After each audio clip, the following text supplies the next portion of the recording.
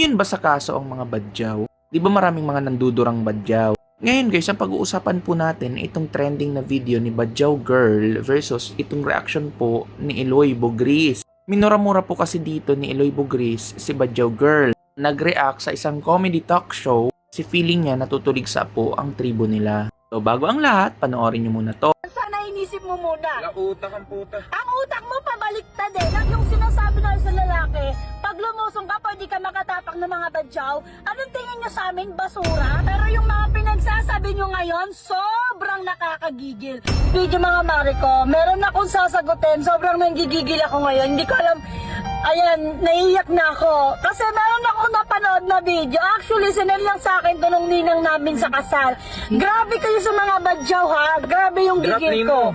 Ayan, ang ay drop name ko dito. Actually, PBB siya before. So, ipapakita ko muna sa inyo yung video mga Mariko. So, ito yung sinabi nila. Kung paano nila maliitin yung mga badyaw, kung paano nila maliitin yung mga katribo ko, alam niyo, parang sila pa yung may pinag-aralan, nagiging bobo sila sa mga sinasabi nila. Ay, bakit wala pa ko nakikita sa Diyos na nasa lantang badyaw? Sanay. Hindi kasi di ba naglilabas sila? Sanay sa tubig. Lagi nasa streets palagi, pero wala pa ako nakita sa news. Pero pag lumusong ka sa baba, pwede makatapak. Continue for 800 meters. Diba? Yung mga sinasabi nila, yung sinasabi na sa lalaki, pag lumusong ka, pwede ka makatapak ng mga badyaw. Anong tingin nyo sa amin? Basura? Nakakagigil. Grabe yung gigil ko ngayon. Wala kaming ginawang masama sa inyo. Wala kaming ginawang pinakita sa inyo na masama. Tapos sasabihin nyo sa amin ganyan?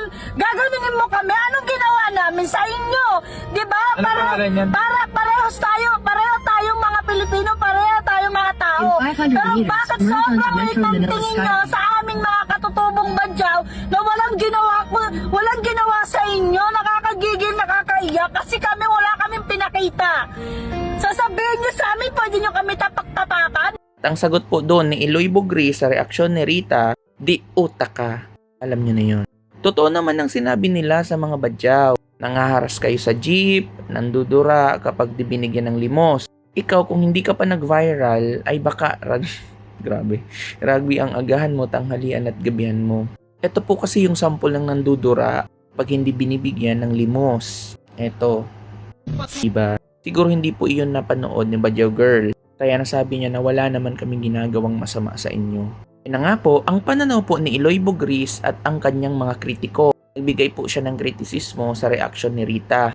Ayon sa pahayag ni Eloy Bogris sa Facebook, itinuturing niyang OA o labis po ang naging pag-react ni Rita sa mga biro ng podcast. Inigyang diin din po ni Eloy Bogris ang mga karaniwang karanasan ng mga tao sa pampublikong sasakyan. Gaya ng pinakita ko sa inyo tulad ng pangaharas o pananakot ng ilang namamalimos kapag hindi napagbibigyan. Ito pa, issue ng substance abuse. Hayagan din pong binanggit sa post ang tungkol sa paggamit ng rugby na isang seryosong isyong panlipunan na madalas iugnay sa mga batang lansangan, mga batang hamog.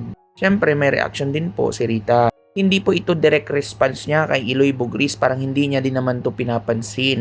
Ang purpose niya kasi ay i-debunk yung komedyante na nagbiro patungkol sa mga badyaw na kanyang tribo. Gusto niyang ipagtanggol yung dignidad ng mga badyaw. Pinaglalaban kasi ni Rita Gaviola na hindi dapat gawing katatawanan o ituring na mababa ang kanilang katutubong pangkat.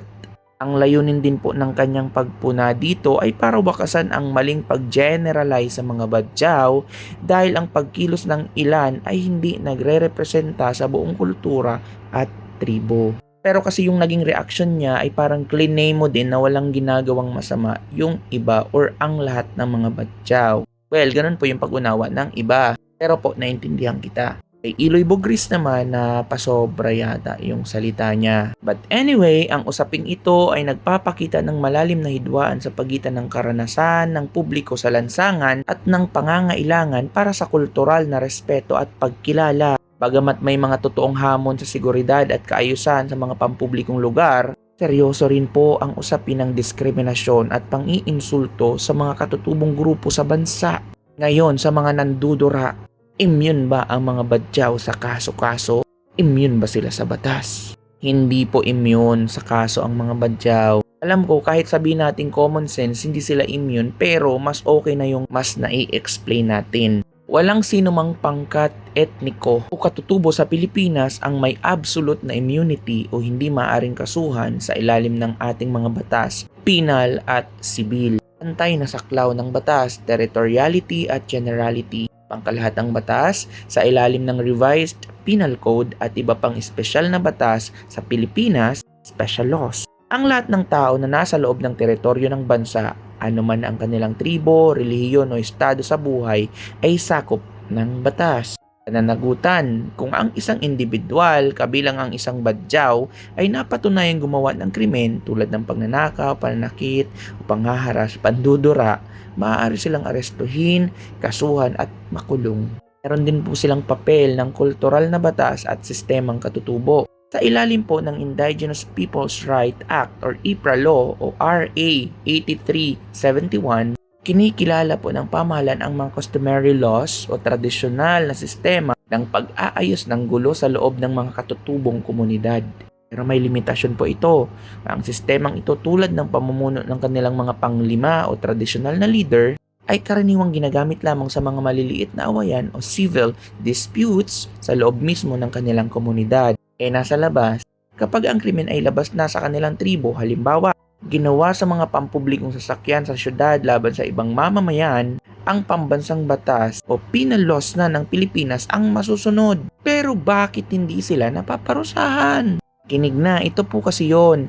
Ang impresyon na mukhang immune ang mga badyaw ay hindi nagmumula sa batas, kundi sa mga sumusunod na komplikasyon sa implementasyon. Kakulangan kasi sa legal na dokumento. Maraming mga badyaw ang walang birth certificate o opisyal na pagkakakilanlan or ID. Mahirap magsampa ng formal na kaso sa korte laban sa isang taong walang legal na pangalan o permanenteng address. And I think si Badyaw Girl ay may ID na kasi nga kinasal na siya. Kakulangan din po ng nagsasampa ng kaso. Sa mga insidente ng pamamalimos o panghahara sa jeep, madalas ay hindi na nag-aaksaya ng panahon, pera at lakas ng mga biktima para magpunta sa presinto at magsampa ng formal na reklamo. Sindikato at human trafficking. Sa maraming pagkakataon, ang mga badyaw na dinadala sa malalaking lungsod para magpalimos ay biktima ng mga sindikato at human trafficking. Dapat alam din po natin ito.